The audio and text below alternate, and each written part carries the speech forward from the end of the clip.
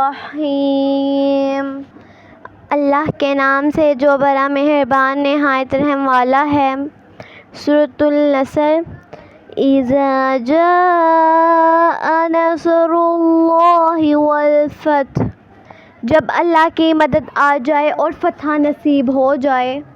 وَرَأَيْتَ النَّاسَ يَدْخُلُونَ فِي دِينِ اللَّهِ أَفْوَاجًا، اور آپ دیکھ لیں کہ لوگ گروہ در گروہ اللہ کے دین میں داخل ہو رہے ہیں۔